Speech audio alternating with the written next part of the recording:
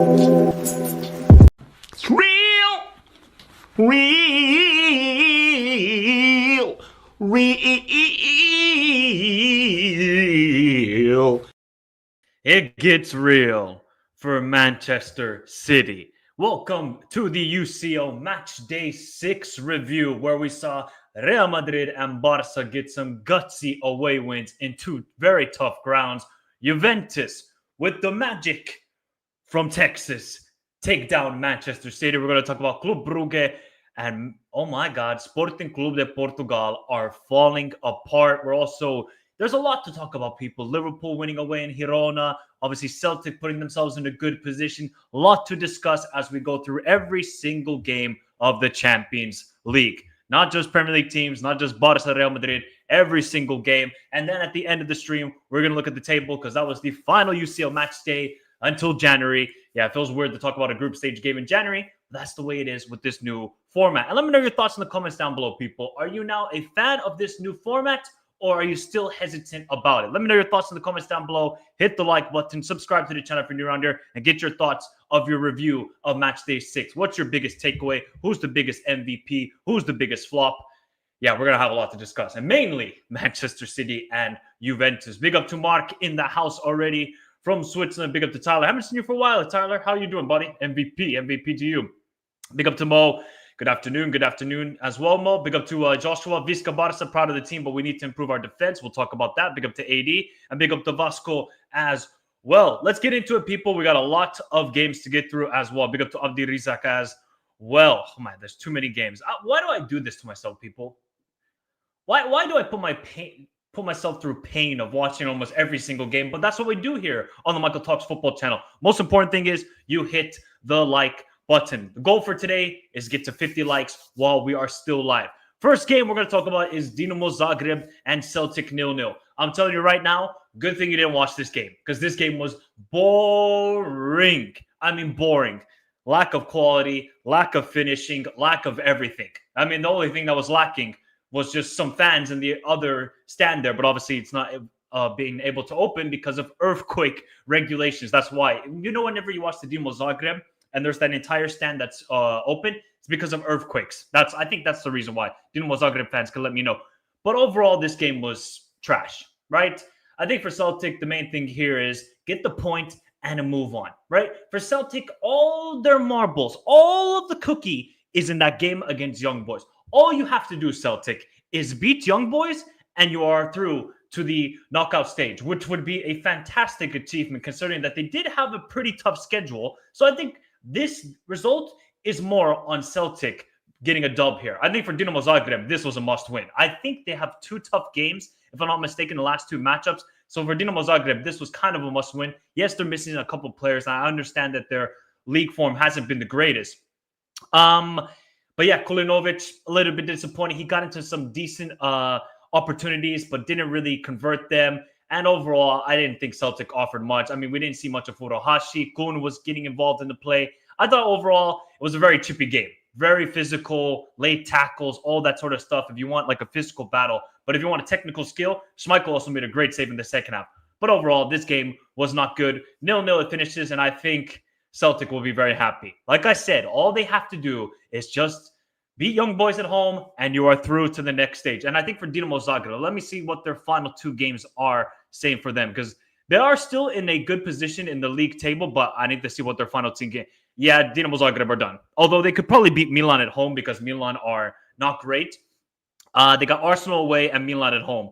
Yeah, I think that was Dinamo Zagreb. That was a missed chance for them. I'm going to be honest. That was a missed chance for Dinamo Zagreb. All right, let's get to the next game. Girona 0, Liverpool 1. I was thankfully at this game live in person, and I saw Darwin Núñez live in person. I'll get to him in a second because there's been a lot of discourse about Darwin Núñez. But got to say, Girona, this is the thing with Girona. They play good football. Michel is an unbelievable manager because he's working with scrubs. I mean, Danjuma thinks he's Ronaldinho in the second half going through 3-2 players, and he can't finish. He can't find the target. I mean, that just epitomizes Danjuma if he's not wearing the yellow submarine kit. Otherwise, Danjuma is just an average footballer, but you can see the moments of brilliance he has. Bryan Hill had some good moments. But in the first half, I mean, if he didn't slip, it probably would have been 1-0 for Girona. This is the thing. They played good football for 45 minutes. They played good football against Real Madrid for 30 minutes. And what did they come out with? Nothing. That's going to be the story of their season. We're going to play the pretty football with no results to back it up. But I got to say, Yasser Asprilla is going to be a baller. I've talked about him a lot. I talked about him heading into the Copa America. This kid is an unreal footballer watching live. And Miguel Gutierrez, please, Liverpool sign him. He's even better in person, people. You think he's good on the TV? Watching it in 4K, 8K? Oh my God. Miguel Gutierrez, when he's in difficult positions receiving the ball, he just skips past a couple of players like he's a ballerina. I mean, Gutierrez, for me, is by far the best player on Girona. But again, it's the story of their season. They can't finish the chances. They play the good football. They can't finish the chances. I thought also Krejci was really good at the center-back role. For Girona, they're dead and buried. I mean, they've had a very tough schedule. They're still going to host Arsenal. It's just a mere, like going to the town and going to the stadium, it's a mere miracle that they've made it to this position in the Champions League. Like, you have to think to yourself, this is a town of like 100,000 people. I think somewhere around that. For Girona to play and host Liverpool, fans could never think about that sort of moment. So for them, they're just enjoying the moment. And look, Yasser Asprilla, he's going to be there max 2 seasons, max, because the kid is unbelievable. For Liverpool, I thought it was a pretty poor performance, but I think they just didn't really get out of second gear. There was no urgency in their play. I saw no patterns of play. I saw no movement off the ball.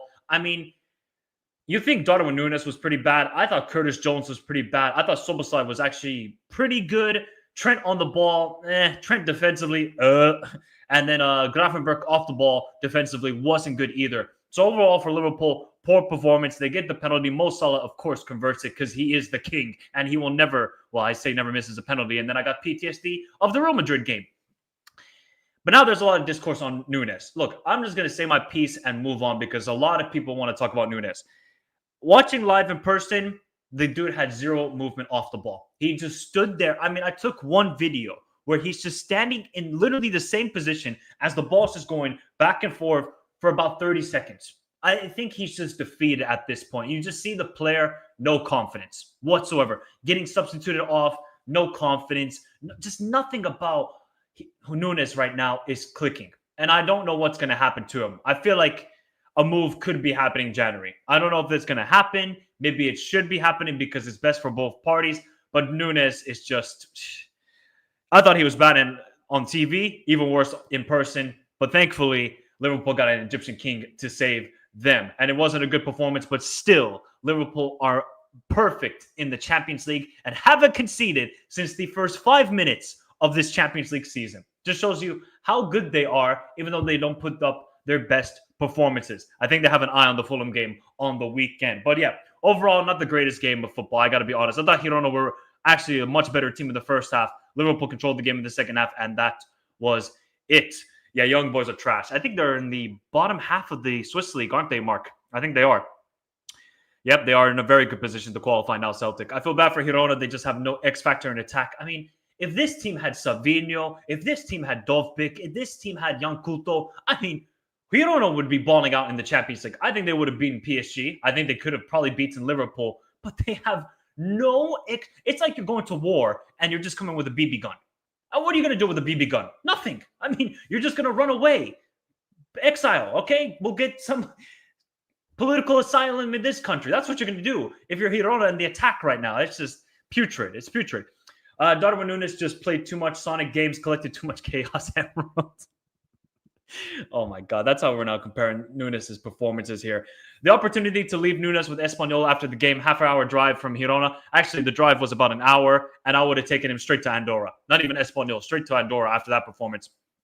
Yeah, it's the first time they've ever qualified to European football.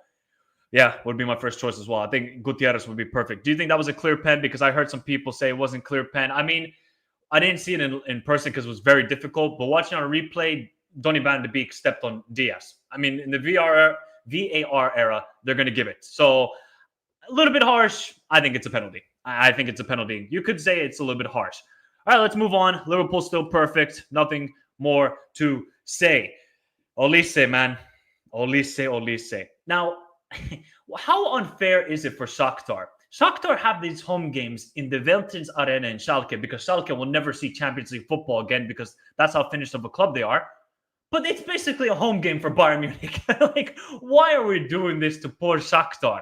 They don't have a squad. They can't even play in their own country, the Champions League games. And yet we're going to say, oh, here's a home game for Bayern Munich. I mean, it was basically a home game, even though Shakhtar took the lead in this game. And Shakhtar had some decent opportunities in the second half.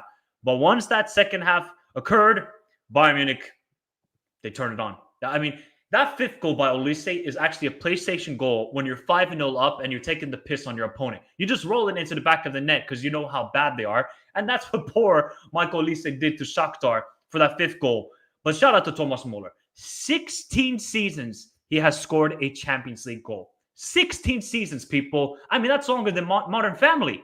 And Modern Family was what? Around for 10 years? I mean, this is just unbelievable. I mean, they are such a good team, Bayern Munich. The only thing that's going to be their downfall this season is if that left side can get cooking and the defense can hold up. That's the only. All we want to see from this team is Olise, Musiala, and Harry Kane starting in the knockout stage. Because then Bayern Munich are going to be a very difficult team. Then they need obviously Pavlovic back. They need Palhinha back. But Bayern Munich, they're a good team. I have nothing for Shakhtar. They are just not that same team anymore. Long are the days of Fernandinho.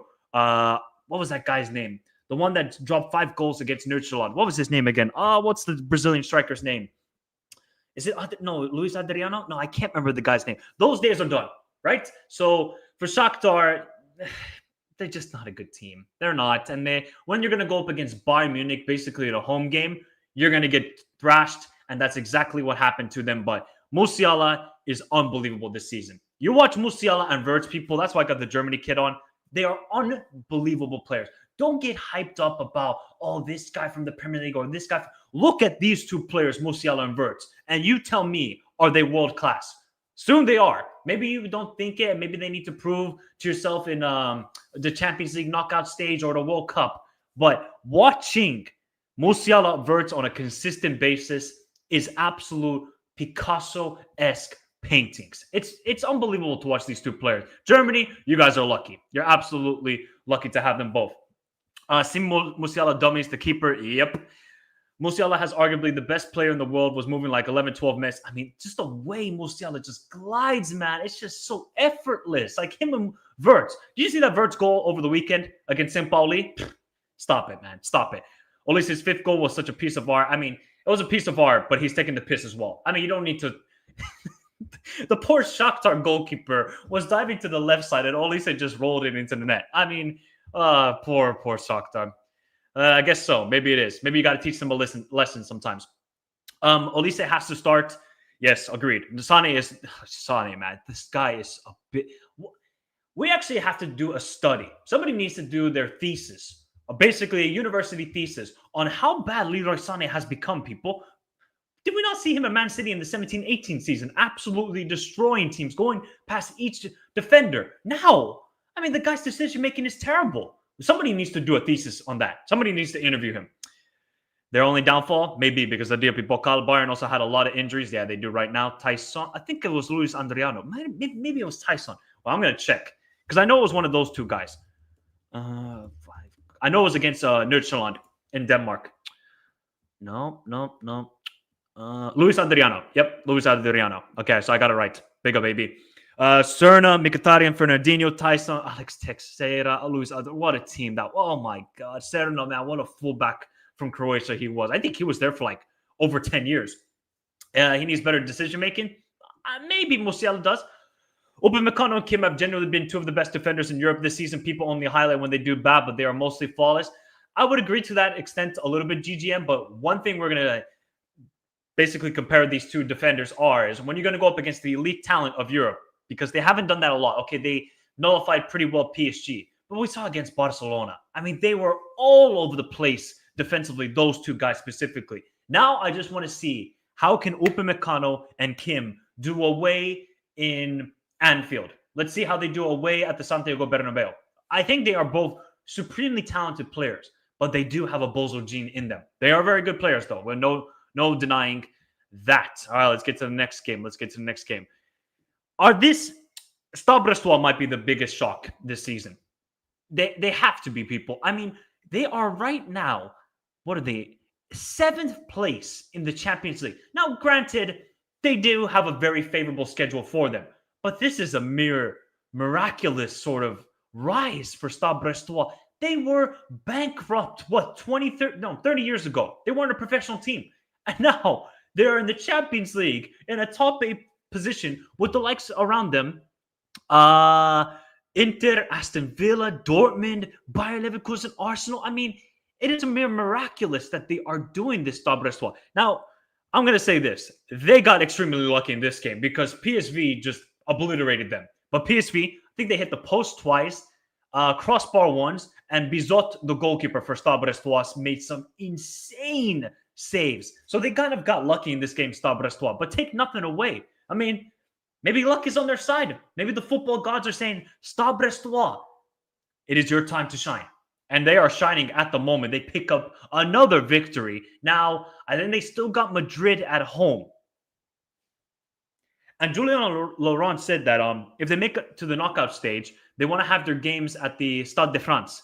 80,000 people from Brittany going there. Now, that would be a moment that club will never have again. They're never going to have these moments again, people, for Stade Brestois. If they have this again, fair enough. I don't see it happening, though, because this team, their highest transfer fee in the club's history is 5 million. 5 million, right? I think PSV, they paid how much for Malik Tillman or Noah Long? How much did they pay for those players?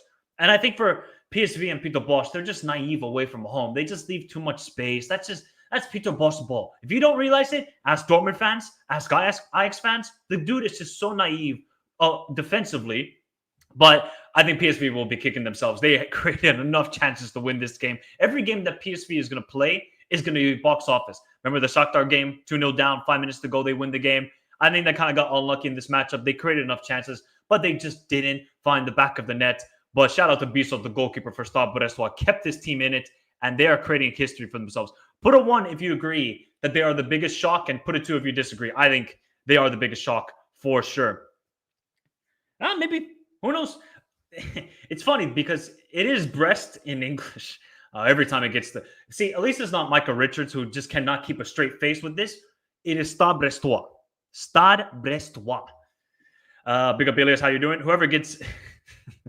Yes, they will be, 100%. If you're going to get Stade Brestois, we saw against Barcelona, they just cannot go up against the elite talent. Because if you look at the opponents that Stade Brestois have actually played in the Champions League, they've played PSV, Barcelona away, Sparta Praha away, Bayer Leverkusen at home, RB Salzburg away, Sturm Graz at home. So it's not the most difficult, but they've beaten PSV and gotten a point against Bayer Leverkusen. I think that's pretty good, people. Come on. For their first ever European campaign, we got to put some respect on that. At least. We got to put some respect on that.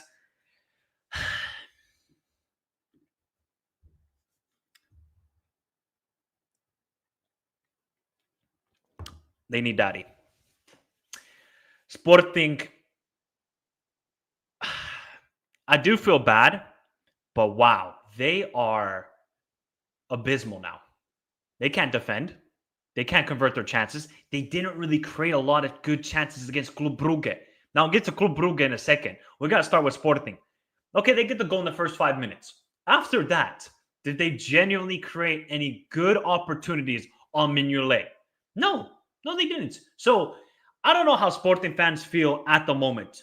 Do you want to sack João Pereira and go in a new direction and maybe go with new tactics and a new formation? Because clearly, since Amorim has left, this team is just deflated. They are a balloon. You pop the balloon and they're done. That's Sporting at the moment because the team just don't look energized. They don't have that character. They don't have the positivity going for them at the moment. You see at the end of the game, when they went away to the away fans, what did the away fans do? They threw a flare at the players. So clearly now the toxicity is moving in Sporting with the fan base and the players. It's basically moving like a Kardashian relationship. I don't know how to solve this situation. I think it might get worse. They were impeccable people, impeccable. But ever since Amorim left, they had that one game in the Portuguese Cup where they beat some second division or third division opponents 6-0. They've lost 4 straight. 4 straight. I mean, the only people laughing right now is Benfica fans and probably Porto fans as well. But Porto, I mean, they're so inconsistent. But at least Benfica shows some consistency. I don't know how to fix this with Sporting, and I'm really fearing for them because they're slipping down. Remember, they were like top 2, top 3 in the Champions League table. Now they're 12th or 13th. Don't know how you fix this situation. Actually, let me just quickly check. I think they're now 13th in the table. Oh my God, they're 17th. They went from 3rd place to 17th. I feel for you Sporting fans because this was going to be a very good, probably not even a great season. You were probably going to do back-to-back Portuguese titles for the first time in a long time. Maybe you could go on a cheeky quarterfinal run in the Champions League because you were just such a flawless team. There was nothing wrong with this side. And now it just seems everything's wrong. Everything's just wrong at the moment. So how do you fix it? If you're a Sporting fan, just let me know in the comments if you're watching a replay. Sack the manager or just ride the storm. Because right now, this storm is moving like the Titanic. And it's sinking fast. So either you're going to jump off the Titanic or you're going to go in the Arctic water. And believe me, it is effing cold, that water. And yeah, I feel for Gyökeres. I think Gyökeres, if this continues, he's gone in January. He's just going to look at the situation. He's like, I didn't sign up for this. I stayed for one more season to be with Amorim and to play good football. Now, look, Pedro Gonçalves is injured. Okay, it cannot be this bad. Okay, Inacio is not playing. It cannot be this bad by Sporting. They're in big trouble. But we got to give some credit to Club Brugge, guys, because they might be one of the most underrated teams in Europe. They have now, in the Champions League this season, beaten Sporting, got in a draw away to Celtic, even though I think they were the better team in that game, beat Aston Villa.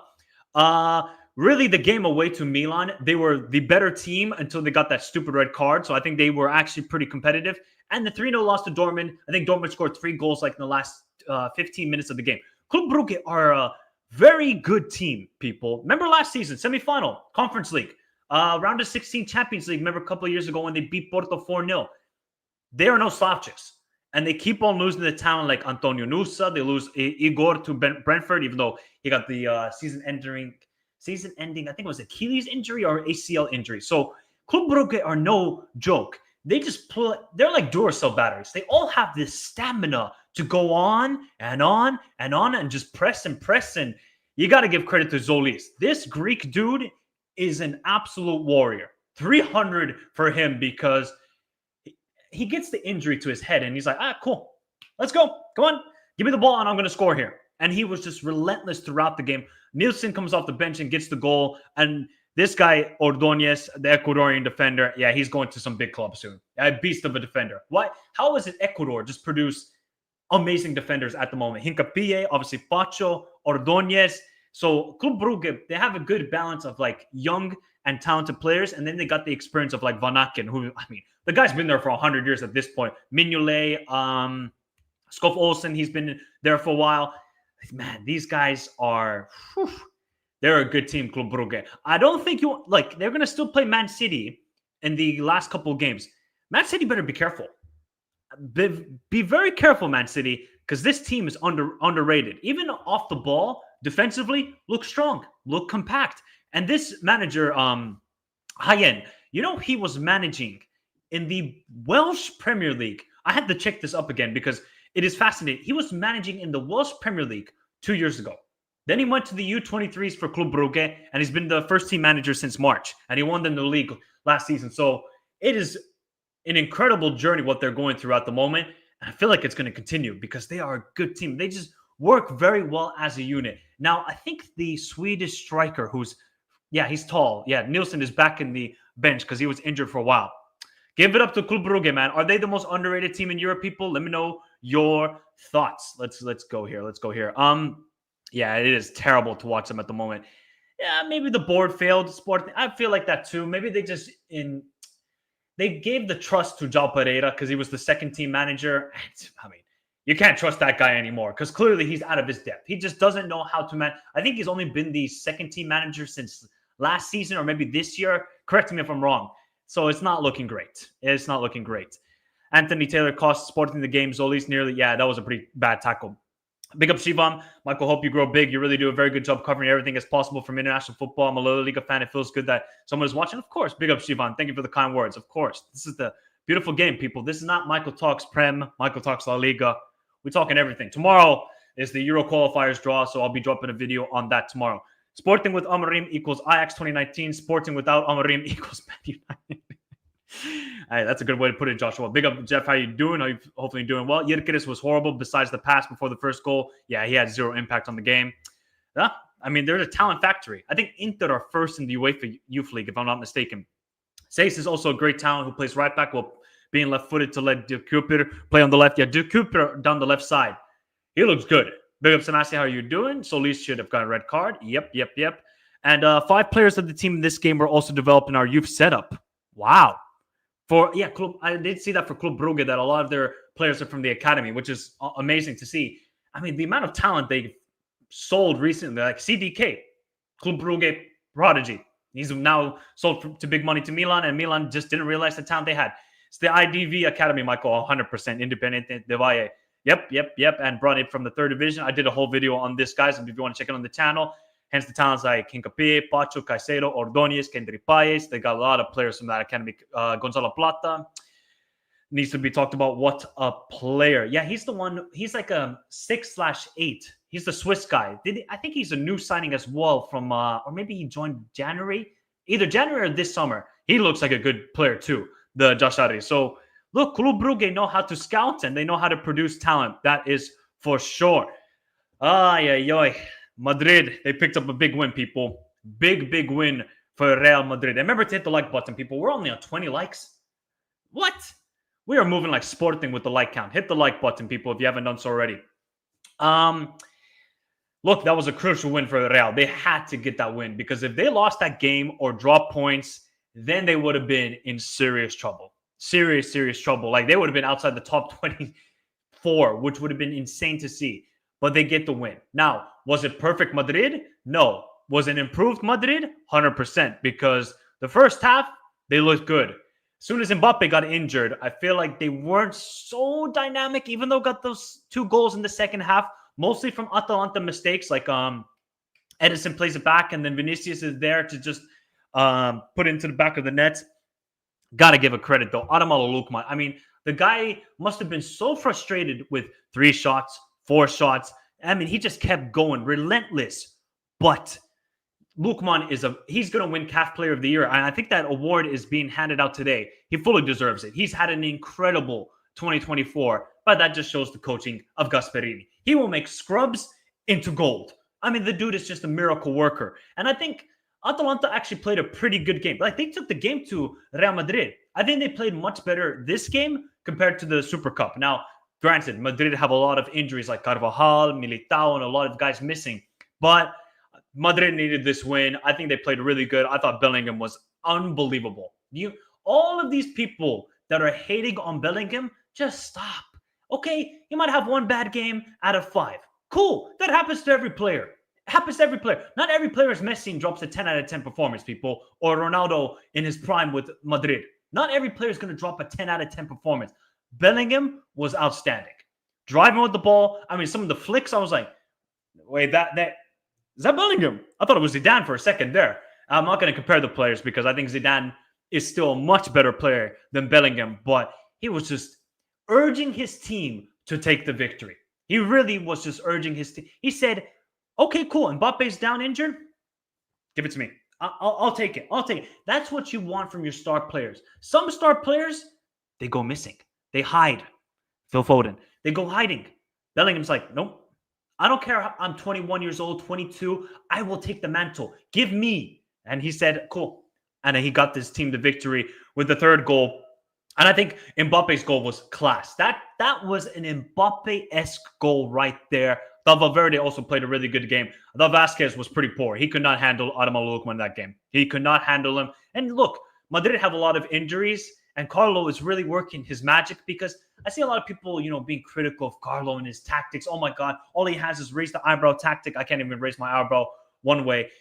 It's just like, okay, cool. But look at the injuries. Like, seriously. And you're going away to Atalanta, who have won 10 games in a row. Look, he's doing his job. Carlo, with what he's got. And he's now trusting his players, who are quality players, to get them over the finishing line. And hey, Madrid are doing it, but they still got 2 more games to go. They still got to go away to Stade Brestois, which we clearly see is not an easy game. They just need some players back healthy. I was so fascinated to see how it was working between Mbappe, Bellingham, and Vinny, and it was working out really well. Remember, Mbappe had that chance also in the first half where he's through on goal. I don't know why he took the shot so early. Why are you doing that, Mbappe? But Atalanta, I think they're going to kick themselves because they played a pretty decent game, but they just made careless mistakes. But they are a good side, people. You do not want to play Atalanta in the Champions League. I'm telling you right now, if Liverpool played them, if Barcelona is going to play them in January, I'm going to have to try and go to that game because that game is going to be, Ademola Lookman against Koundé. Ooh, that's football right there. Football. But yeah, good win for Madrid. Bellingham, unbelievable player. Pavlovic, Stiller, Yildiz all popping up. Well, that's the Bayern Munich Academy right there. Big up Samasi. Jude's goal was delicious. Bayern's Academy is true. That is true, though. They don't have a lot of Academy players come through. Failed hate watch as a Barca fan. Atalanta deserve better, in my opinion. Oh, yeah, wait. I had the photo. By the way, people, wait, give me a second here. How do you miss this, Retegi? How, the final minute of the game and he misses this chance right here? Ademola Lookman puts it on a plate. And Retegi's like, nope, I don't want it. I do not want the food. Ademola Lookman's like, here, try fufu. Try the fufu. And he said, nope, no. Jollof rice, not my thing. Retegi, he misses the chance. It was just abysmal from Retegi. The whole goal is open. I think a similar goal was scored by Stuttgart. I think it was the 3rd or 4th goal from a center back. And yet Retegi, he missed the chance completely here. Completely terrible from Retegi. And that could have equalized the game 3-3. That was the final chance of the game. Ademola Lookman, from what we saw from him from Fulham and Leicester, now totally, completely different player. It's called Gasperini. Yes, CDK is doing very well. You cannot stop me from hating. You got to be a professional hater. Best game from Mbappe this season? Yeah, I guess so. Just when Mbappe was gaining confidence, he went down injured. Who in the Paris Saint-Germain cursed him? Probably Nasser El-Khelaïfi. What was the PSG's president's name? Probably cursed him, to be honest. I don't see any reports, though. Is the injury that bad? I haven't seen anything about the injury. Ederson was the best player on the pitch. How the hell is he still at Atalanta? Because somebody's going to pay $60 million for him. That's why. Crazy how we might get a Madrid, Liverpool, or Clasico really early. Well, I'm here for it. I was just about to type that, and it was harder to miss than scoring it. How does Retegi miss that chance? Honestly, it is on a golden platter for him, and he misses it easily. And Aston Villa, they pick up a big victory. Now, RB Leipzig have gone perfect. They're ready to go 007 here. 007 almost for our 0 wins, 0 draws, 6 losses. Okay, yeah, they're missing some players, RB Leipzig. Marco Rose, coach better. Please, coach better.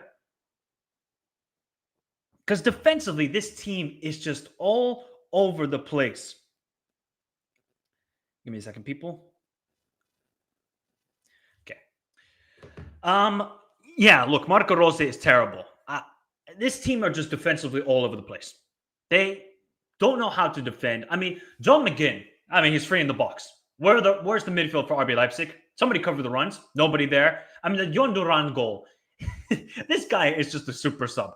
Right now, what would be the price tag for you for Jon Duran, people? Let me know your thoughts, because he might be 60 million. If you're going to give me Darwin Núñez or Jon Duran all day, every day. Give me Colombian empanadas over Uruguayo empanadas right now. That goal was ridiculous. Why does this guy only score Puskás nominees? Why does Jon Duran do that? This guy is unbelievable player. Now, RB Leipzig had a lot of good chances, mainly Lois Openda. He scored a very good goal, very good cross into Baumgartner for the equalizer as well. But he had a couple opportunities to win this game, Lois Openda, and he flopped his lines. And then all it took, now I need to recheck if the Ross Barkley was a little bit deflected, but Golaski in goal do better as well. So RB Leipzig have nobody but themselves to blame for this mess. They have gone 0 and zilch and are now 0 points and are officially eliminated from the Champions League. They might be one of the biggest disappointments. I'm probably going to do a video later this week or coming out next week about grading every team's performance so far in the Champions League, all 36 teams, RB Leipzig are definitely in the failed class. They need to go to summer class for this performances at the moment. I mean, it's just abysmal. But give it up to Villa. They've been struggling lately. They've obviously picked up some form. They went to a back five for this game. I saw Lucas Digne on the left wing position, Matty Cash on the right wing position, and they looked a lot better creatively. I think that was the main thing for Aston Villa. They weren't creating a lot of good chances. Now they were creating the chances. I mean, Watkins had a couple of really good opportunities. I don't know if he got injured at halftime or what, but Jon Duran got onto the field and said, "Give it to me. I'm the guy." And Jon Duran, I mean, the dude is 20 years. He was playing for the Chicago Fire, 2 seasons ago or a year and a half ago. And now he's just scoring bangers after banger in the Champions League. What a player Jon Duran is. Love to see it. Now, I feel like his link-up play could be a little bit better, but take nothing away. When he gets an opportunity to shoot, it's a golazo every single time. And Aston Villa now are in fifth place. They've only lost one game, which was Club Brugge away, and we already discussed how good Club Brugge are as a team. Yeah, this is now looking very good for Villa, and RB Leipzig are just an abysmal team. Abysmal. I don't know how much longer Marco Rose has as manager. Yes, they have some injuries, right? Xavi Simons is down injured. Let me see what other players were missing this game. I know Xavi Simons is out for a while. Okay, no Luke Bacchia, no Udergago, no Paulsen, no David Raum, no Simons. So there is injuries, Elmas, but I mean, it cannot be that bad, really. Not that bad, but it is, unfortunately, for them. Yeah, almost. Hey, there's no gas in the Red Bull at the moment. They cut off the wings. He needs to be sacked. Jon Duran should be tested for compound. This was Openda's first goal in the UCL this season. Wow, and he should have had a hat-trick in this game. Duran is a Bayern fan. Well, he ain't going to Bayern Munich. I'll tell you that right now, Samasi. But Red Bull gives you wings, not wins. That's our new slogan. I'll try to watch it tonight, Truckman. Baumgartner's finish was better than Duran's. Yeah, I mean, come on, Zaire. Look at that goal that Duran scored. Are you kidding me? I mean, you could maybe blame Golaski for the goal a little bit, but the shot was unbelievable. Dipping? Get out of here. Not gonna lie, 60 million in Prem economy is a steal for him. Well, in the Prem economy, anything's cheap for under 80 at this moment in time. Leipzig are a disgrace for German football. 0 points in a half-empty stadium. Of course, it's always going to be empty. The Barkley shot did take a huge deflection. I thought so too. I didn't see it quite on the replay. 3 points for the RBs in 12 games. Good luck, Klopp. Klopp might be doing all of us a favor. Now, the only team that were good this season from the RBs is the New York Red Bulls. Even though Bragantino did survive relegation. But ever since Klopp joined or was going to sign, he's not been confirmed or it's like an official thing yet that he's starting his job. But ever since he said, hey, I'm going to join Red Bull, they've gone bad. Maybe Klopp is doing all of us a favor for everything that Red Bull has done. Duran only got 13 minutes of the Copa America. Still don't know how. I still don't know how. Samasi, I would terminate that contract ASAP, burn it, and move on to a next club. Or go back to Bayern, Samasi. That's what you should be doing. Leipzig got Sporting at home banker. I mean, Sporting got to beat this team. Is suspect? Yep. It was decent. No watch long. Jurgen Klopp is secretly cursing the Red Bull teams for tradition. It's an inside job. Good job by Jurgen. He's got one more good job left in his career, and that's to destroy Red Bull at this moment in time. And finally, Inter have conceded in the Champions League. It took 5 games and 90 minutes, but they finally conceded. Now, Inter fans, I don't know how you feel. That might be the worst Inter performance for about 5 years. That was a big thing. They did nothing in this game, people. Nothing. How many? You want to guess how many shots on target they had, people, for Inter? Guess how many shots on target they had? 0. Their XG was 0.29. And I'm telling you, yeah, Fratesi had 1 header at the near post. They did not even test in that second half. In the second half, they had 1 shot off target. They were abysmal. Look, they rotated the team like Inzaghi always does with the Champions League. Okay, that's good.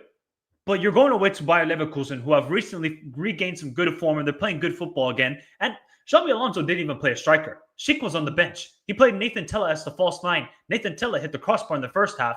And I think Bayer Leverkusen, did they play their best? Did they create a lot of great chances? No. But Mukiele gets the only goal of the game. Wirtz was also just creatively was so good. Maybe a couple times wasn't working, but he just kept going, persisting. Eventually got the One through ball to, I think it was Frimpong, and Frimpong didn't even hit the target with that one chance. But I think Inter were abysmal. Yes, people can say this performance, and that's like, Michael, that's why Inter can't win the Champions League or maybe win the Scudetto. No, no, no, no.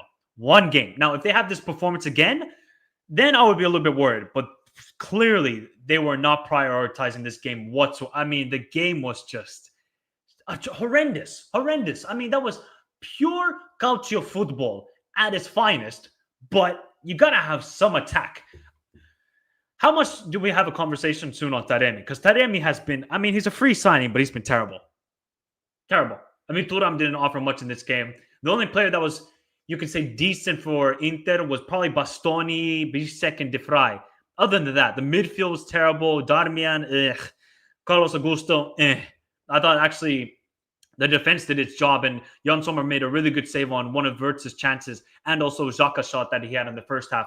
But look, Bayer Leverkusen are now picking up form. That's now 5 straight wins or 6 straight wins? 6 straight wins for Bayer Leverkusen. So and they've only conceded 4 goals in that time.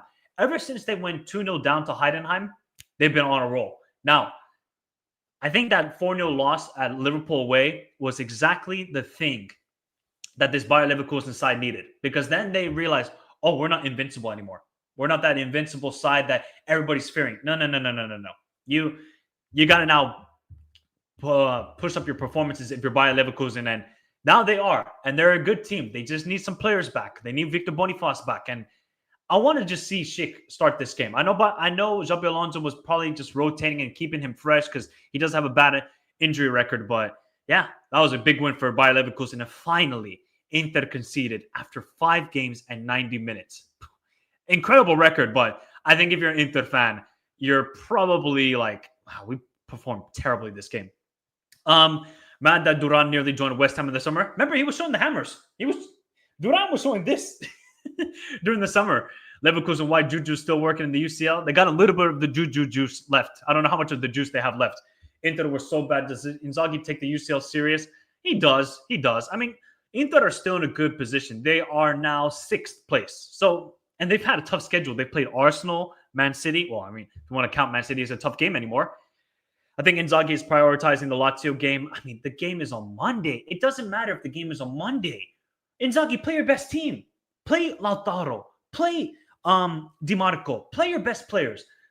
Test yourself against Xabi Alonso and Bayer Leverkusen. But Inzaghi didn't want to test himself. He just wanted to park the bus and see if he could get a result. I think that was poor from Inzaghi, honestly. Well, it's not typical because if you look at Atalanta, they don't play haram ball. And Inter usually don't play haram ball, but that game, they were beyond haram ball. Wirtz should be in any team's list for transfer targets. The dude is 100 million easily.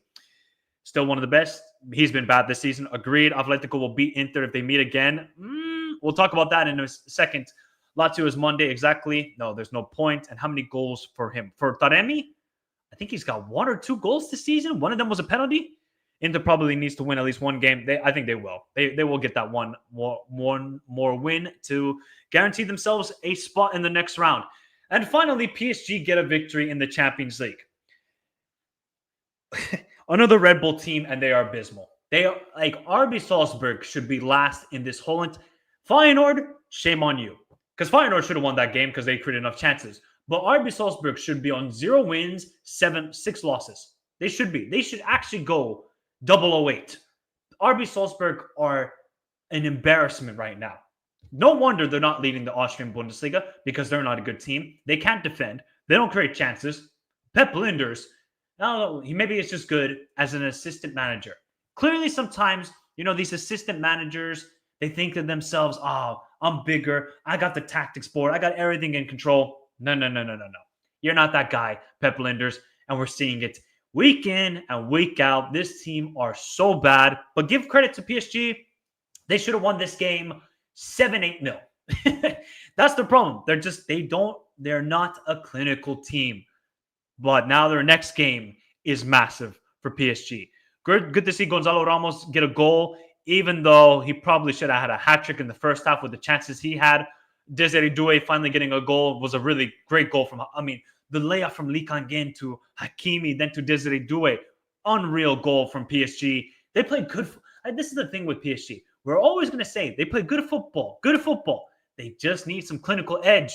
And they finally got the clinical edge in this game, and they destroyed RB Salzburg. But people, do you think PSG are still safe, or do they have to beat Man City? Because their last two games, Man City at home, Stuttgart away. Let me know your thoughts. Are they gonna advance to the next round? I feel like they're gonna buy some players in the January transfer window. They have to. They just need some more attacking threat. Even though we say that, like they signed the likes of Barcola, they signed Desiree Doué, Dembele. I mean, thankfully he got the red card in the last game because I think he would have flopped in this matchup. And RB Salzburg, they are terrible. I mean, so bad. That they would probably be one of my more disappointing teams. They have talent, no doubt about it, but they're not playing like any talented team at the moment. They're just playing like some random pub team on a Sunday with the way they just set themselves up and the urgency. They got no urgency, nothing. So I think it was a very good win for PSG. They needed some confidence in the Champions League because they've had no luck so far and they've had a really tough schedule. Oh, they shouldn't be. So it's a shame and a calamity that RB Salzburg will represent UEFA at the Club World Cup. They will get destroyed by every team. Hey, even Auckland City could give a game to RB Salzburg at the moment. Best left back in the world, I don't care. I mean, he's definitely up there. Yeah, he will definitely get sacked. Soon, very soon. PSG versus Man City will be banger of games for all hate watchers. El Olico is going to be lit. That game in January is going to be awesome. We'll talk about more about that game soon. DiMarco is better than Nuno Mendes.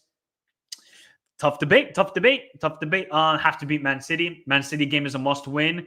They beat Stuttgart, maybe draw against City. Especially this game being at home. Yeah, I feel like that game. Neves is quality. Of course, we already. João Neves, Vitinha, obviously Nuno Mendes, Hakimi, they cut Pacho. I love Pacho, man. I think the guy's an unbelievable center back, but it all comes down to that Man City game for me. PSG got to win that game. I think going away to Stuttgart, it's not going to be easy, especially if Stuttgart can get back Undorf by that time. Stuttgart create chances. Against this PSG team, you will create chances. You just got to be more clinical than them. Luis Enrique wouldn't be coaching a top team anymore if he wasn't Spanish. What is it with PSG and hiring prime managers past their prime? I think Luis Enrique has been very frustrated. Now, I don't think it's Luis Enrique's fault the last couple of games in the Champions League. I think that's more on just his team. Like, look at the chances Dembele's had or Barcola. I mean, it's not his fault that his team is just not clinical. Yeah, okay, talk about the league. Fair enough. They've had 2 straight draws, if I'm not mistaken. They had a crazy game against Alger where the Alger goalkeeper, Julien Laurent, said this. He got a 10 out of 10 L'Equipe, which is very, very rare. Very rare. So I don't think it's really Luis Enrique's fault. I just think it's more poor transfers. I think PSG should beat City because they can't leave it to the last game versus Stuttgart. But if they win one game, they will be safe because of goal difference. Was cosplaying his Nunes in the first half. I mean, the amount of chances that Gonzalo Ramos was missing was crazy. Imagine saying a Barcelona fan 5 years ago that Pep Guardiola and Lucho Enrique will be playing against each other for potential. Wow, that is a great point. Wow, they're playing against each other. Football's beautiful. 100% football is beautiful. All right, I think we're now going to move on to the Wednesday games. Atletico are unstoppable, people. Remember to hit the like button if you haven't done so already. We got 28 likes. Why are you guys performing like Pep Linders? Don't be a fraud like Pep Linders. Hit the like button. Subscribe to the channel if you're new around here. Remember, people, when we hit 20K subscribers, there's a giveaway. So if we want to get to that giveaway, we got to get more people involved in the chat so we can talk about the beautiful game. And we're going to talk about Julian Alvarez and Griezmann's show. Now, look, it's Slovan Bratislava. Slovan Bratislava are by far the worst team alongside Young Boys and RB Salzburg and RB Leipzig in this Champions League. So you can't take too much away from this matchup. But Julian Alvarez literally scored a similar goal against RB Salzburg last season in the Champions League. Great goal from Julian. I mean, for people thinking that he wasn't going to cook with how many strikers has Simeone made look good? How many? Diego Costa, David Villa when he was out of his prime, Luis Suarez, Falcao. You want to keep going with the list? Now Julian Alvarez. People just think, oh, big money signing Atletico, João Felix didn't work. João Felix clearly ain't that guy. He isn't, because he goes to other teams. He doesn't cook. The only time he'll cook is when he plays against Conference League opponents or plays against Atletico. Julian Alvarez is an unbelievable footballer. He's got 9 goals, or I think he's got 12 goals. Do you know what's the highest goal tally from João Felix in one season with Atletico? In all competition, 10 goals. Julian's already passed that. He scored a great goal. Griezmann, of course, Grizu, all-time goal scorer for Atletico. He's going to get to 200 goals for the club. An unbelievable. He will go down as one of the greatest players ever. All he just needs is a league title because he still doesn't have that league title with Atletico. And for Slovan Bratislava, look, it's a fairy tale run for them, but they're just getting a reality check. They're getting punched by Mike Tyson. They're getting an uppercut by Tyson Fury. And then Anthony Joshua is trying to throw some haymaker at them. And that's Slovan Bratislava. It's a great experience for some of the players, but they are just not at this level whatsoever. But people, do you think Atletico now can go on a deep run in the Champions League? Or are you going to wait till the Barcelona game? If they beat Barcelona away from home at the Montjuic, people are going to then take an eye on Atletico. Because you can say about their schedule, easy schedule. Okay, it's an easy schedule. Don't Atletico usually struggle with these lower teams? Like, they usually do struggle with these lower teams. Like, they don't create a lot of good chances. Now, chance. We got Julian Alvarez creating off the ball. I just think the two-striker partnership between Julian and Griezmann really works. And shout out to Simeone's son. Him down that right wing, the dude is rapid. I didn't know Simeone could be quick, but he's quick. So I think Atletico, they're moving in the right direction. If they can get that victory over Barcelona, this team is going to have so much confidence. The only thing this team is missing is Lenomad. They need another center back because Lenomad is that missing piece. Maybe they could go for somebody else, but I doubt they have any more cash to splash. But good performance, but you can't take nothing too serious about this win for Atletico. But that's now 10 in a row, people. 10 in a row for Atletico. I've never seen them score this many goals. Never. Yep. Respect Simeone. He knows how to build a team. Yep. Tense pressing is perhaps his most underrated aspect of the game. Workhorse, man. Workhorse. But of course, it's also his technical skill.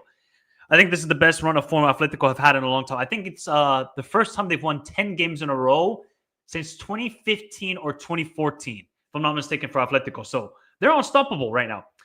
Alvarez proving he's one of the best strikers in the world. You know which team could use him? A certain blue team in Manchester. Just saying. Not gonna lie, I'm pretty nervous about the Athletic game before Christmas. What do you think will happen in that game? We'll talk about that maybe. Barcelona will win like always. They also been scoring a lot of goals. Yep, we need Xavi back for the game. And Lukumi of Bologna could be a very good option. Lukumi could be a good option for them, you know? That's a good shout. But how much are Bologna going to ask for? 50 million, probably. Nah, they probably won't ask for that crazy amount of money because it's not a Prem team. So probably 30 million. I think Atletico could get that. That would actually be a really good signing, even though they got a left-footed player in Leonard Mod. So maybe that dynamic won't really work out. But I think Atletico, if they can keep playing like this, they can make it to the quarters. I just don't think it's the prime Atletico that we know. And Leo keep on winning. 3-2 win. Haraldsson, the Icelandic, comes off the bench and gets the goal. Now, this is the thing for Leo. They are in 8th place. I think they're in 8th place right now in the Champions League, which is insane for them. And think about people. They played Atletico, they played Real Madrid, and are in 8th place in the Champions League. Yeah, they're only behind Stade Brestois. Leo are cooking. Do you know how many injured players they have, people? They have a lot of injuries. There was no Segrova. Santos is out for this season. Gomez, I think he's out for a while as well. So they're missing a couple key players. And yet they're still balling out. And shout out to Zauri, the Moroccan. I mean, it's again, another Moroccan just popping up out of nowhere and gets a fabulous, fabulous goal. Jonathan David should have had a couple goals in this game. But Sturm Graz, they're actually proving to be a very good opponent for the top teams. But they just that final defensive mistake or something like that. And that's just going to cost Sturm Graz in these top matches in the Champions League. But Yalakule, again, I will highlight him. The Brighton loanee to Sturm Graz, quality player. I mean, how Brighton find these players. This dude was playing the Allsvenskan last season. Now he's balling out in the Champions League with Sturm Graz, not with RB Salzburg, one of these teams that you always associate with the Champions League. Sturm Graz. Like, Yalakule is a very good player. And yeah, Leo, they just keep on rolling and rolling. I think they're also one of the biggest surprises, considering the injuries they've had and, a couple of players. They signed players like Bakker and Chevalier. I think that's how you pronounce the goalkeeper's name. great goalkeeper. He probably will be one of those top goalkeepers along the side of Skorupski from Bologna as well. But good win for Lille. They really had to dig deep because Sturm Graz got back into this matchup, but they dominated that second half. They created enough opportunities to win the game. David was just a little bit unclinical, shall we say, in this matchup. Very unclinical because he had a couple really good chances in the matchup. All right, let us continue. Arsenal. I think people were very negative about Arsenal over the weekend, right? They were saying, oh, look at this set piece team. Open play XG only 0.3. I said, okay, it's only one game, people. Remember to check out my video, Weekend with Michael. It's a new series where we're going to cover the weekend games. I think people were overreacting to Arsenal's matchup against Fulham. All right, then they play against Monaco. And if Gabriel Jesus was not Brazilian, you would tell me he's from French Guiana. Because this guy, he's another player like Leroy Sané, where you have to look at the fall off of Gabriel Jesus. The guy had 2 great chances. Yeah, he got the assist to Saka, but this guy was scoring goals for Man City. Even the first couple months for Arsenal before he got that injury in his first season, he was cooking. He was looking fantastic. Actually Brazilian. Now, French Guianan player. I don't know what's happened to Gabriel Jesus. I guess it's the injuries, lack of confidence, but there's a player there, but that player is long gone at the moment. But when you got a guy like Saka, you're always going to cook. Bukayo Saka is unbelievable. And we already know that. Come on. Like, people are always going to be negative about these top players, right? If they don't get a GA, is he really standing out? Saka, for most times, is getting double teamed. He ain't getting no help down the right side. Okay, this game, he got a little bit of help from Partey, but Saka is that guy, man. As long as Arsenal have him, they will be dangerous going forward. If he gets injured, oh, that attack is abysmal. I'm stinky settings like it's cow manure because you got Martinelli. Ødegaard didn't really have a great game this matchup, I thought, against Monaco. Monaco, they did nothing in that first half. Okay, then they did a little bit better in the second half against Arsenal. Excuse me, people. And then they started cooking a little bit, Monaco, but they just couldn't convert their chances, especially Mbolo. That one movement where he got the ball, received the turn, and just didn't get it on target. That could have been a game changer. Maybe the momentum would have really swung into Monaco's favor, but I don't think that was their best game at all. Then Arsenal just punched them in the mouth with the 2 late goals. Boom, job done, 3-0. Should have been 5-6-0. And Arsenal now can use this momentum for their benefit. Otherwise, look, Monaco are a good team, but they've kind of regressed a lot since their opening couple of matches in the Champions League. They're still doing well in Ligue 1, but they kind of need like a Balogun or somebody at the striker role. Yeah, Mbolo's decent, but he's not a very clinical player, as we all know.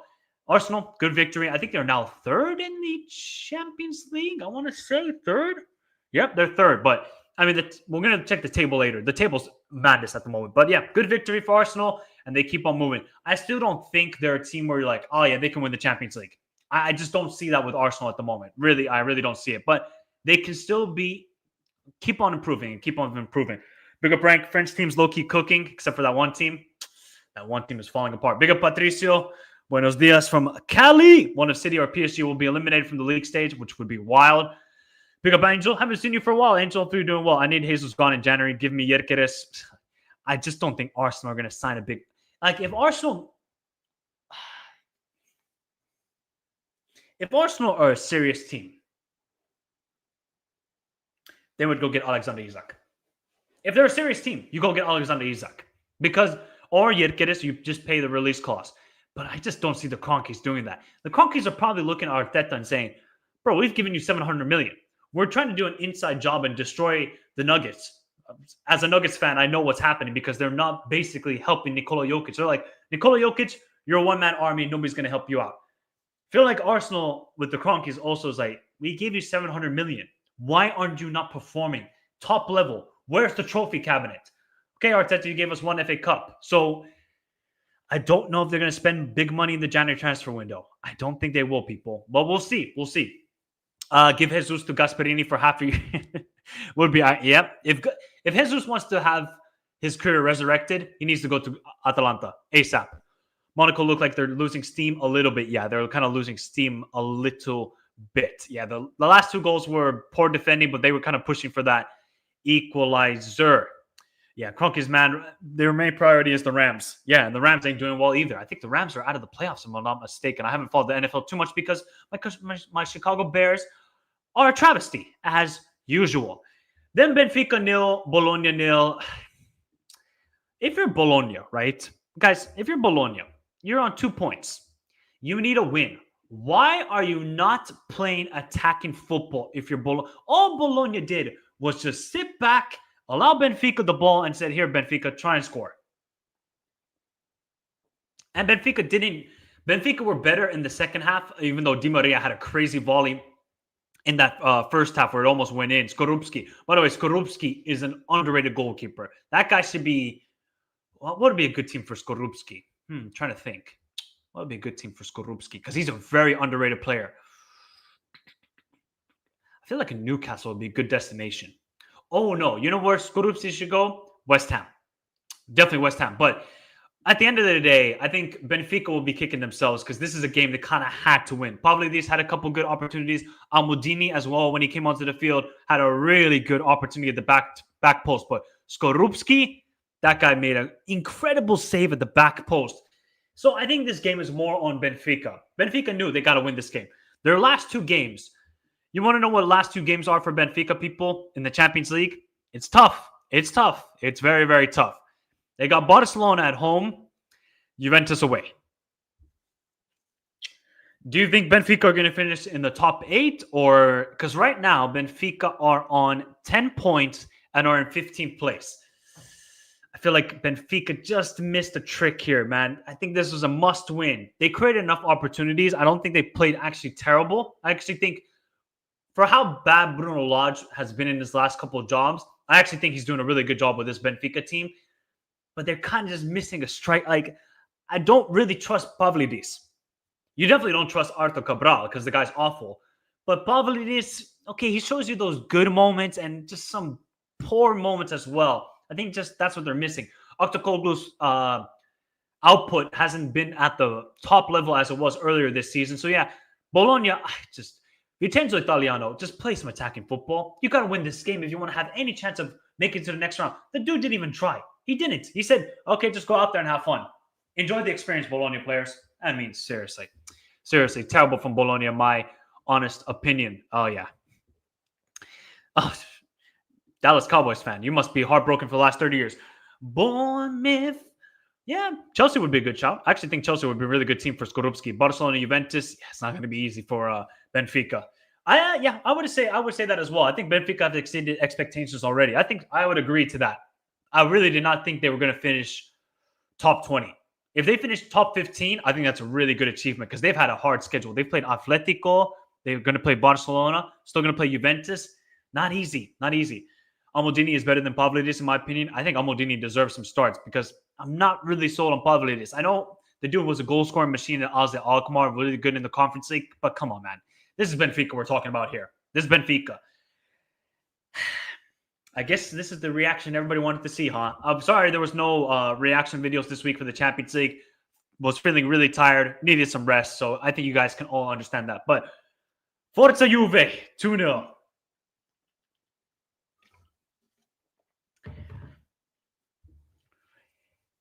One win in the last 10 games, people. If you said that to just any random person, right? You say it to any random person.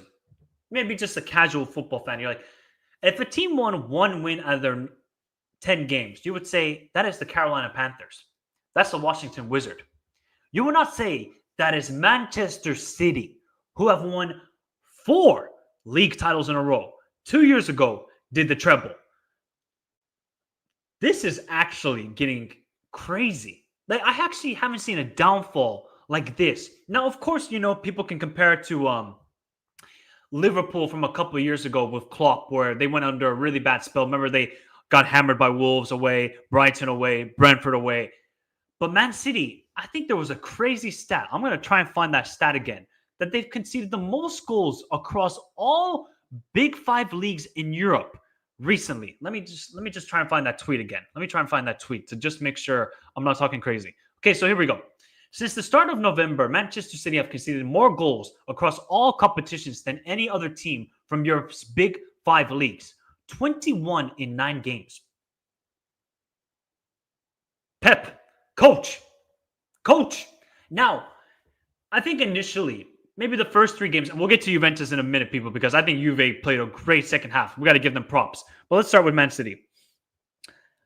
I think for the first 3 or 4 games where they weren't picking up wins, you could be like, this is more about Rodri not being there. Now, you kind of have to say, Pep's got to take some blame here.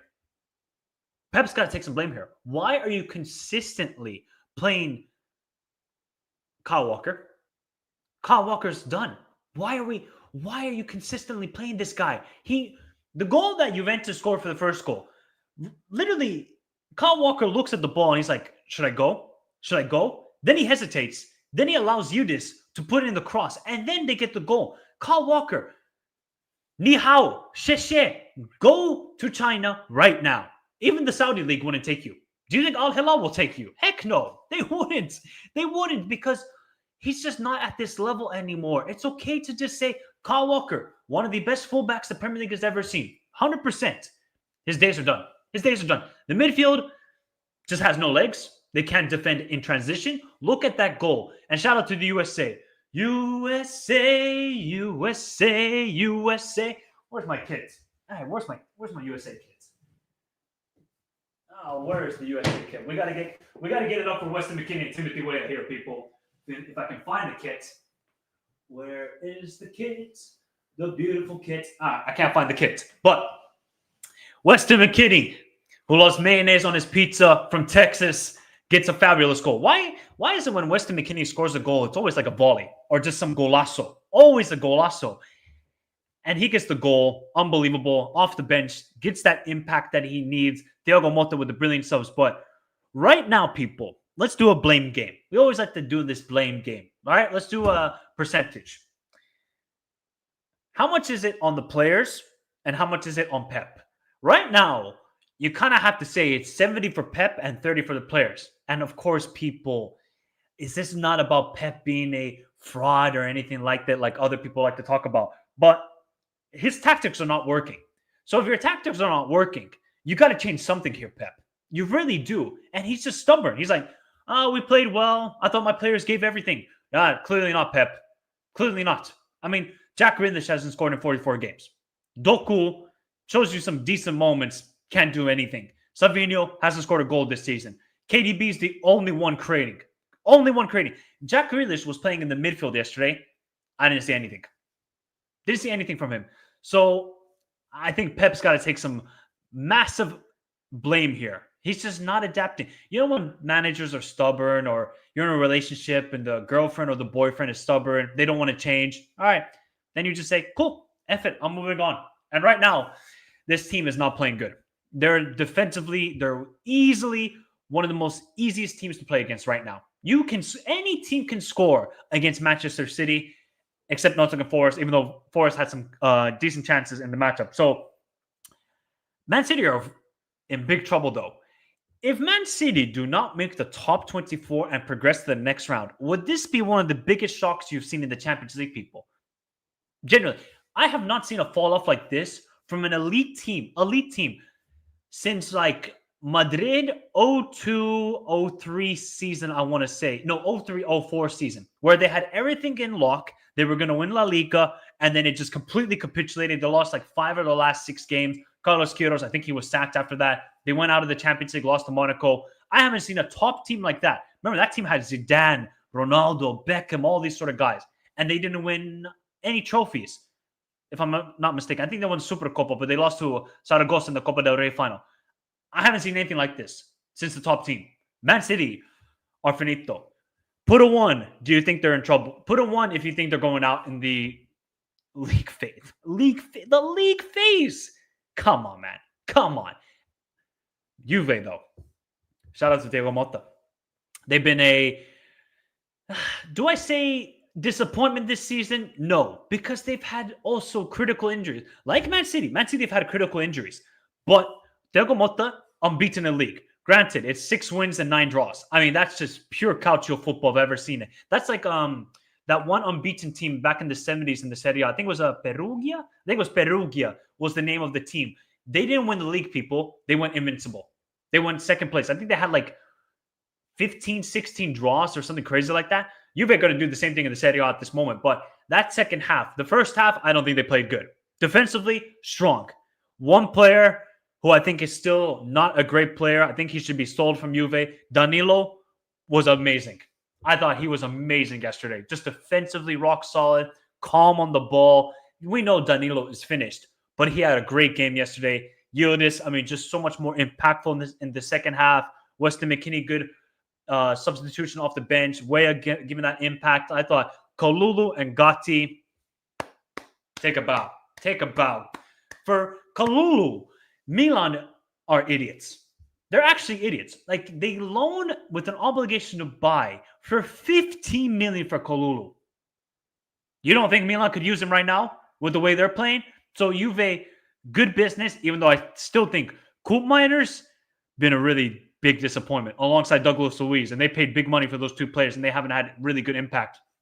Also, Locatelli, great performance. Great performance. I think this is the sort of game Juventus need. They've been a little bit frustrated recently, 2-0 down against Bologna. They get it back to 2-2. Late equalizer against Lecce, where Lecce get that late goal thanks to Jovic.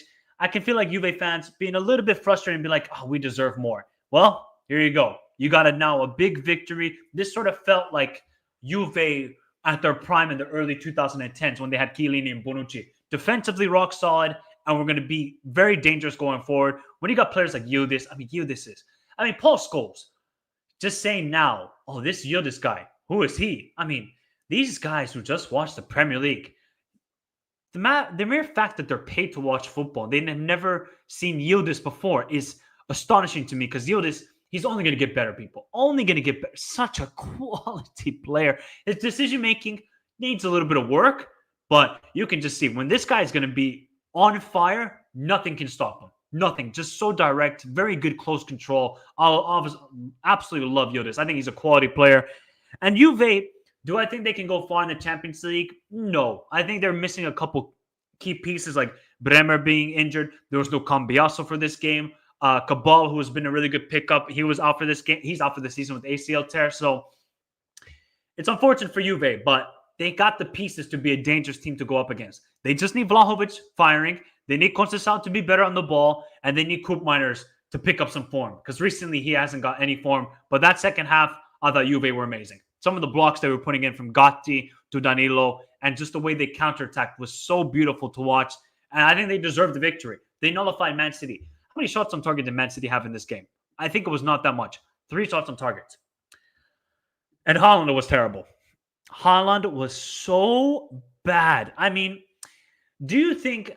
Look, I don't like to throw this word out there because I think it's just stupidity.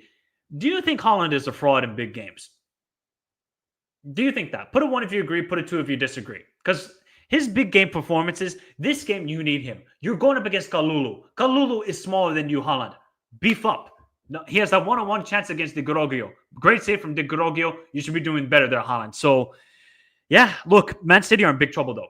Their next game is PSG. That game is basically an elimination game. And then the game after that, they got Club Brugge. And I already talked to you about how good of a team Club Brugge are. You don't want to play against Club Brugge. You don't want to play against these guys.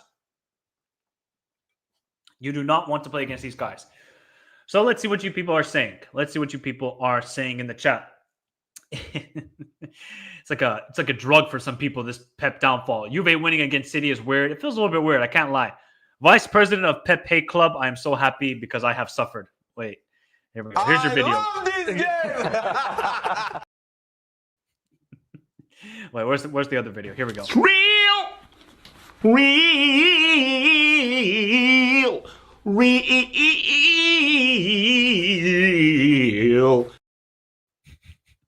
Gets real. No, he's not going to get sacked. I don't think how are you going to sack a manager that's won 4 league titles in a row? Craziness. Mid-Chester derby coming. Oh my God, that game might be such bad quality. I can't lie. It might be horrible quality. We smoking that Man City pack? Oh, we are. Light it up, people. Light it up. We smoking that Man City pack. Madrid broke them last year in the UCL. I bet Silva hasn't gone over his pen miss. True. Lunin, stand up. Big up, Ricardo. How you doing, brother? Edison should have been sold to Saudi. maybe. I haven't seen Walker getting outpaced so many times. He's beyond finished. Beyond. Move on from him. I think Pep has dementia. Why do you play Walker when he can't defend, no awareness whatsoever? Just play Rico Lewis at the right back position. Is it that difficult, Pep? Can't believe it. Mike, it's the first time in the UCL, you say US MNT player assists a US MNT player to score in a UCL.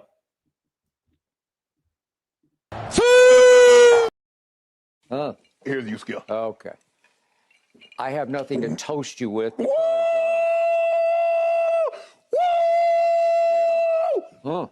Oh my goodness. Well. Oh my goodness. Aging squad and no transfers in the summer. Agreed. I'd say Madrid from 17-18 to 18-19 was bad as well. Yeah. But you got to remember, Patricio, that 03-04 season, that Madrid downfall was crazy, man. Crazy. This is just getting sad at this point. Is it? City and PSG might not go into... Can you imagine if they both don't make it? That would be even crazier. That would actually be more crazier for me. I'm excited for the... Oh, is it really? So Club Brugge got Juventus at home. Oh, that's going to be a tasty game. Tasty game. 5 games so far. No, I just think his skill set is so limited that it's more flaring versus high-level opposition. More glaring. Gotcha. I won't be that critical on Haaland.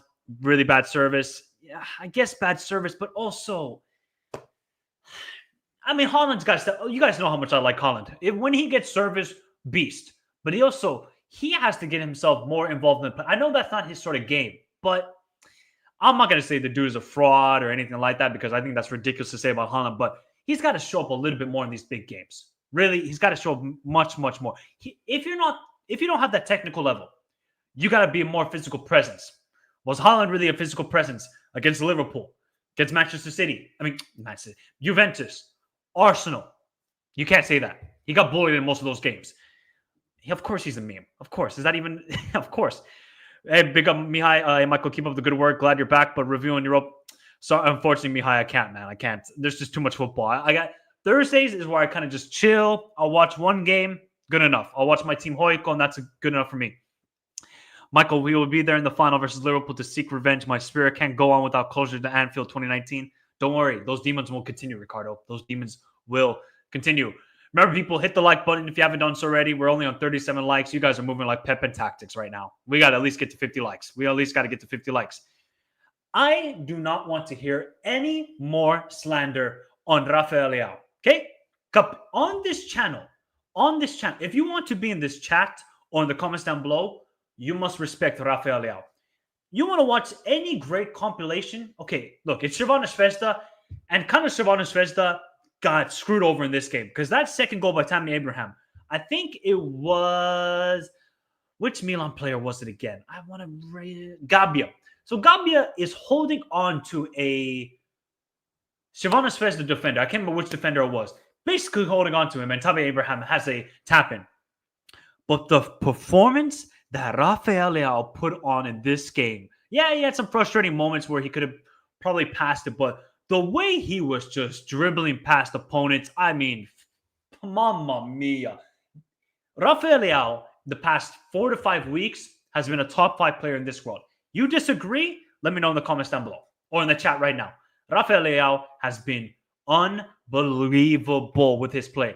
But Milan are still a travesty. They cannot defend. Musa giving up the ball in a ridiculous position to Radonjic, and Radonjic with a great shot into the top left corner, really. Manyan could do nothing about it. But Milan are just so... I mean, it's not they're bad, but just the defense is abysmal. Even whether it's Calabria, Emerson Royale playing in the right back position, nobody wants to talk about it. Theo Hernandez has been disappointing this season. We always put Theo... I saw some channel, and they all had Theo Hernandez as a top 3 left back. He ain't even top 10 this season. I'm telling you, you watch Theo Hernandez this season, not been good defensively. Going forward, okay, some decent moments, not consistent enough this season. Not good enough. But Leao right now, I mean, the level he's playing, crazy. If you're a Barcelona fan and you desperately want Leao, can you imagine having Leao, Lamine Yamal? Oh my God, that's football. That is football. Even though Rafinha is having a great season, we'll talk about that soon. I cannot lie. the way Leao is playing at the moment is just, you cannot stop him. You cannot. So Milan will get to the knockout stage. They will lose immediately because they cannot defend. And the faster Fonseca gets sacked, even I tweeted this out. Remember to follow me on Twitter, Instagram, all those links in the description down below. I said, even if they win this game, sack him. You cannot be drawn to Crvena Zvezda. Crvena Zvezda are a decent team, right? At home, going to be very difficult. Away from home, they just don't have that same sort of magic, or they don't play with that same flair. Even though they created a couple decent opportunities in this game, they hit the crossbar. But this is all on Milan. They should be at such a higher level, but they need a rebuild in defense. They need a completely new center backs and right back. Only things they don't need to change is the left back and the goalkeeper. Everything else and the manager, adios. But Milan get the late victory. They needed this win because if Milan dropped points against Crvena Zvezda, he would have probably been sacked. Don't forget about that performance they had away to Atalanta. That was even worse. Even worse. Captain America, he's out until late January, early January, if I'm not mistaken. So, poor Milan, man. But Camarda coming off the bench and getting the assist. That was a crazy header, by the way, which he almost scored. Let me see what you guys are saying here. Okay. Amazing business by Milan, giving Krunic. Hey, it's good business all the time. Leao, Kvara, Michael. Oh my God. Why Zaire? Why? I'm still going with Kvara. I just like Kvara more. But they're both quality players. Both quality. It's crazy they defeated both Inter and Real Madrid this season. It is crazy. It is pretty crazy. Big up, Frogo. Sorry, really late to this Inter fan here. Awful game. Shameful. Really, really did not like the approach and rotation. Start Barella and DiMarco versus... Inzaghi, I just think too defensive. Too much thought about rotation for Lazio on Monday. Inzaghi, just play your best team. You eventually got to play your best team in the Champions League. Don't wait until the knockout stage. I think it was poor from Inzaghi. I think he lost that game for you guys. Milan will get KO'd. Yep, 100%. Because in games like they should win, they just do bare minimum. Bare minimum. Rafinha can actually play second striker and almost injuries. Good point. Yeah, good point. Of crime. Biggest crime. Like the fact that Milan, a team that had quality right backs, are having Calabria and Emerson Royale. Even those two players, you combine them, are abysmal. They couldn't even play ahead of Gary Neville when Gary Neville walked away after West Brom. That's how bad those two players are. It's like for the club of the size of Milan to have those two players in a key position like the right back, shameful. Shameful. It was amazing. Yeah, Radonjic scored a great goal. Yeah, Leao. I said he's a top 5 player at the moment. Leao is unbelievable. Just watch that performance last night. Other Barca fans criticize his work rate and say he would be bad. Signing for me, depth is everything, and Leao would bring quality. Bro, you're not bringing in Leao to bring squad depth. You're bringing in Leao to start and give you impact, and he would do that. He would definitely do that immediately. All right, let's keep on moving here. Stuttgart 5-1. Young boys are terrible. Nothing else to say. And Stuttgart, if you guys want to see goal of the week in the Champions League, check out Chris Furik's goal. One-timer, top right corner, bellissimo. Unbelievable goal. Stuttgart started off slow, and then they just said, oh, yeah, this team and the opponents are trash. And that's what... Great moment, though, because I think it's Elia from Young Boys. His son passed away the day before the game. So when they scored the goal, they celebrated. So that was a beautiful moment to see. But other than that, they are a terrible team. They can't defend, and they can't defend. And they can't... How many goals have Young Boys conceded this season in the Champions League?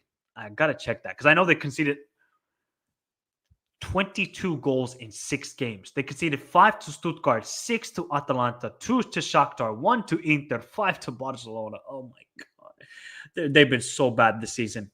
Everywhere they've just been so bad. But yeah, Chris Furik, amazing goal. And yeah, they just cooked them. Even with no Undav, no Bilature. If Demirovic would be a half-decent signing, they would have scored 8 goals this game, Stuttgart. They absolutely... Once they got that first goal was, by the way, Stiller, quality build-up play for that first goal. And then to finish it off, great goal from Stiller. Really quality midfielder. If some top team wants a quality midfielder, Stiller's that guy. But overall, Young Boys are a terrible team. And Stuttgart, they just keep on going, man. They're just such an inconsistent team. They're going to create the chances. They're going to play good football under Sebastian Hoeneß, but They got a tough game. PSG last home game. They got to win that if Stuttgart want to make it into the top 26. But good win for Stuttgart. They needed some confidence for this round. The Shark does it. The Shark does it, people. What a great game between Dortmund. Even though people could say, the first half was terrible between Dortmund. Yeah, it was not the greatest half, I would say, between the two teams. The second half was bonkers. The second half of this game was so much fun to watch.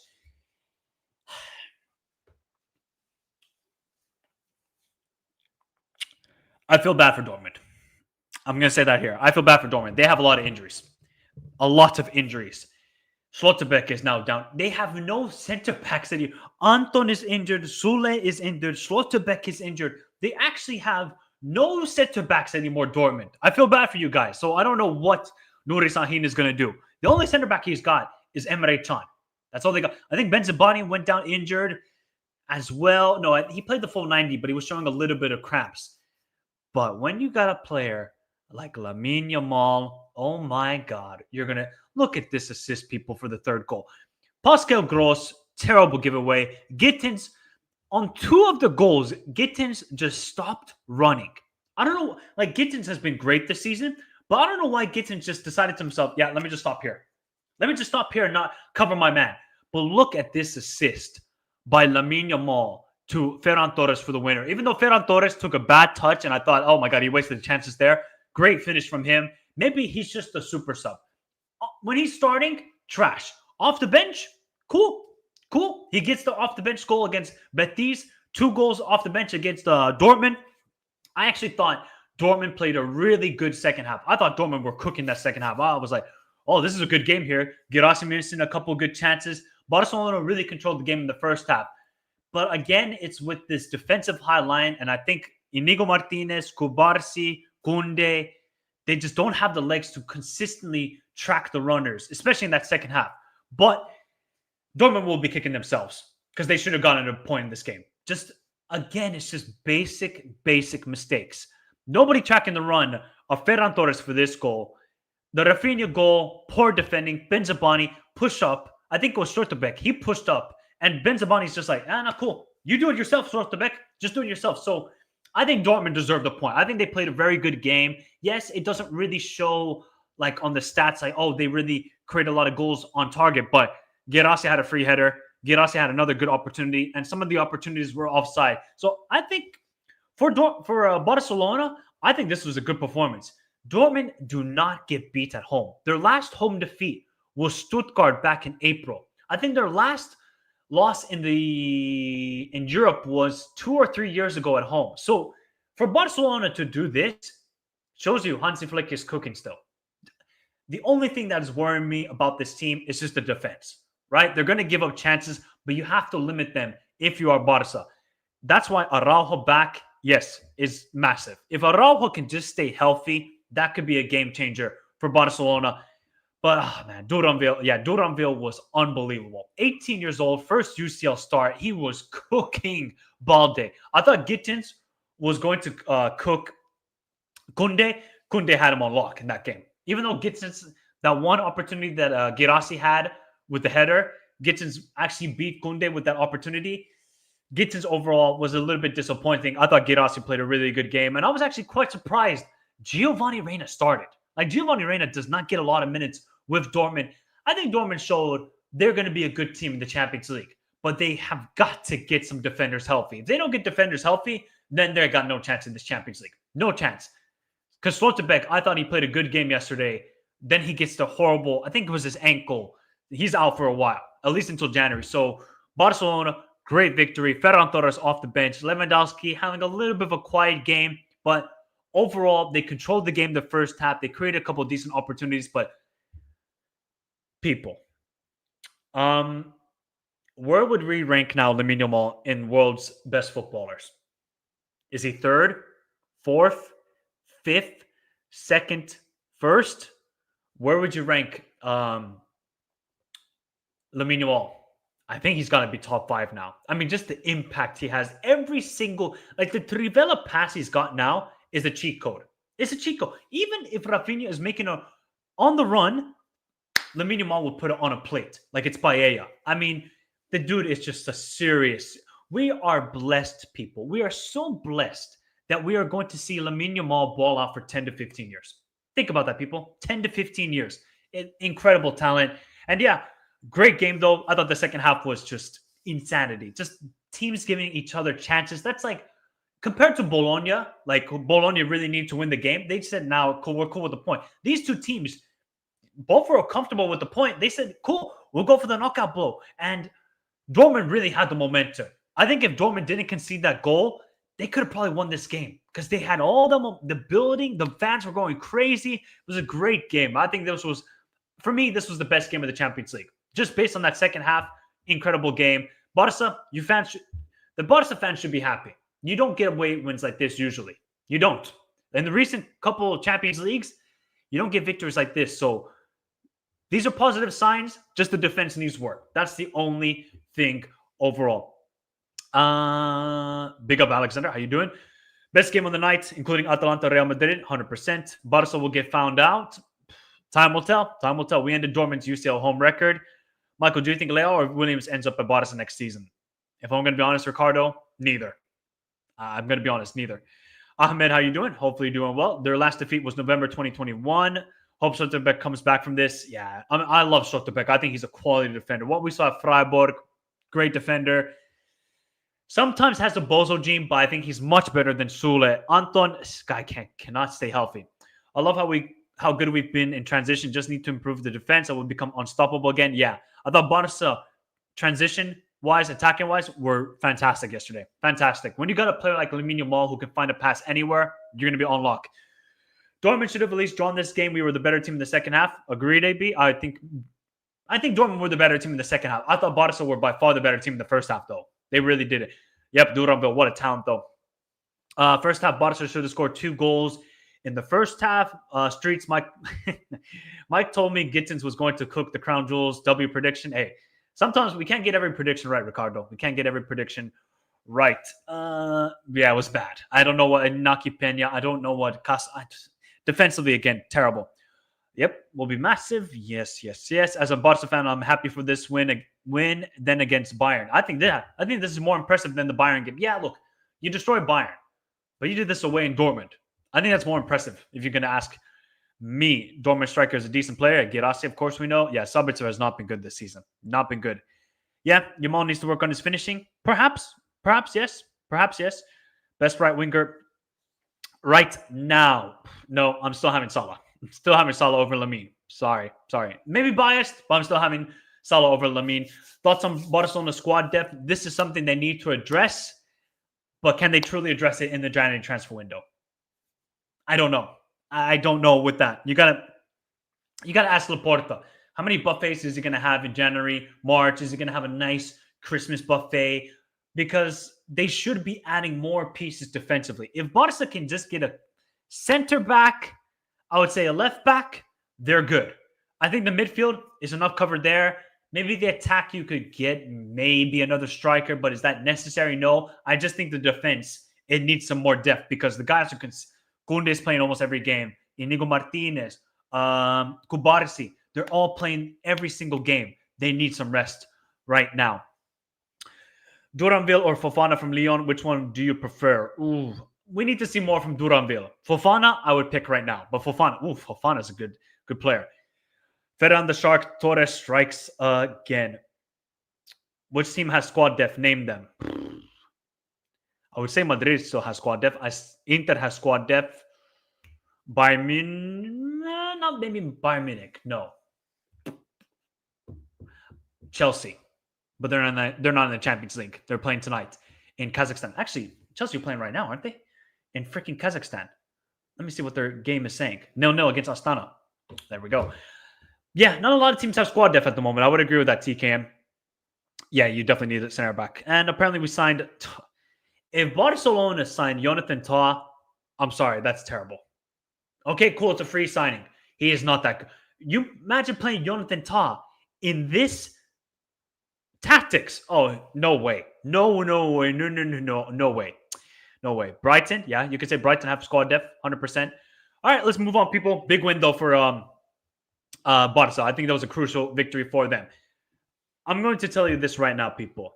This Haj Musa guy, North African ballers, thank you. Thank you. This guy is unbelievable. It is unbelievable how good. You need to check this goal out. I can't show it because obviously it will be taken down by YouTube. Haj Musa scored a ridiculous goal. The left-footed, to the bottom left corner. And Feyenoord, by the way, people, if you don't know, Feyenoord's manager is the former Sparta Praha manager, Priske. He was their manager last season. Left them for Feyenoord, and they cooked Sparta Praha. It should have been 6-0, 6-1, 7-1. They had enough chances. Jimenez kind of got fortunate with that goal because Sparta Praha defense was abysmal for that. Pajau, incredible goal as well. So overall, Feyenoord deserved this victory. Feyenoord should be much higher up the table. They played really good against RB Salzburg. Obviously, they had that crazy comeback against Man City. Feyenoord are a good team. They're going to score goals.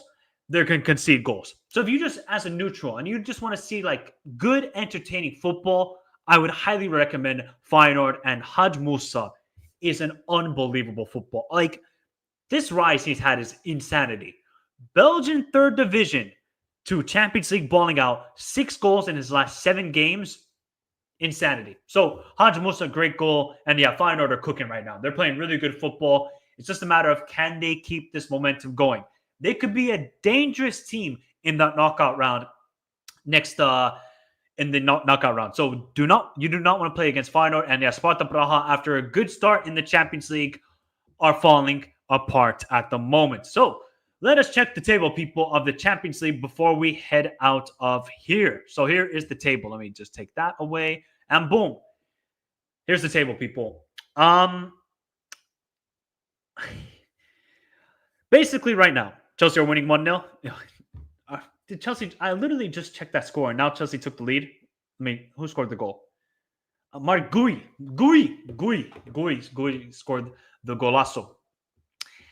Okay, so when we look at this table, people, Liverpool, I think they're pretty much locked for a top 8 finish. Barca, not on lock yet. Now,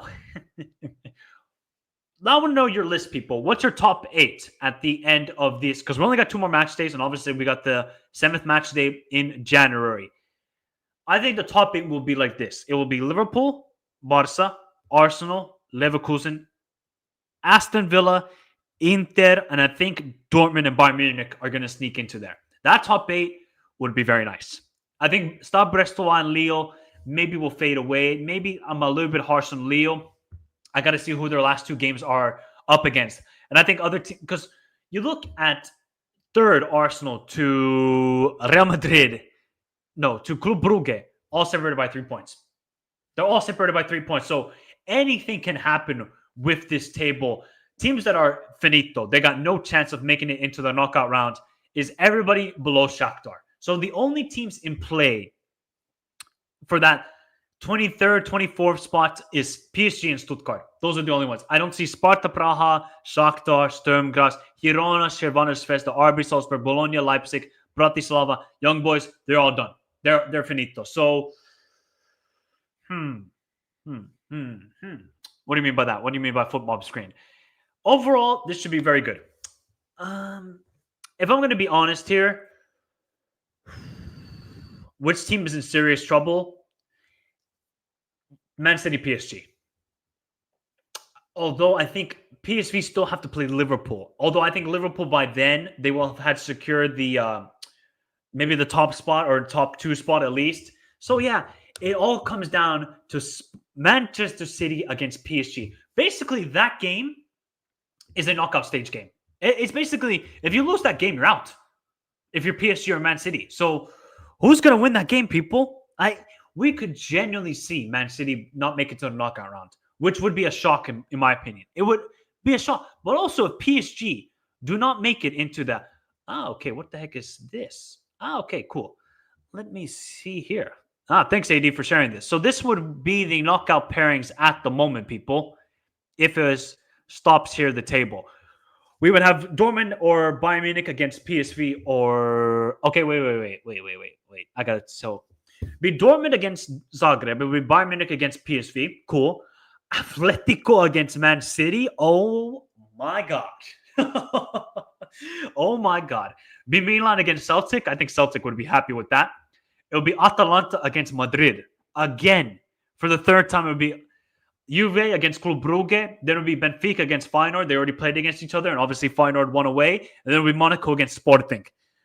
Some tasty fixtures there. I can't lie. Those would be some tasty fixtures in the knockout round.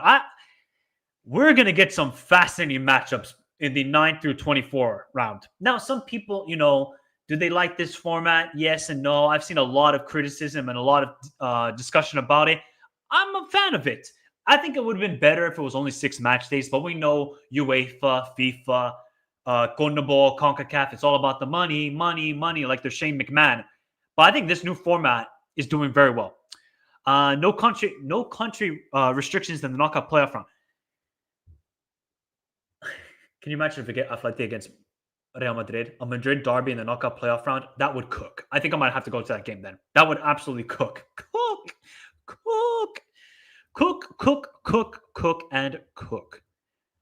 Okay.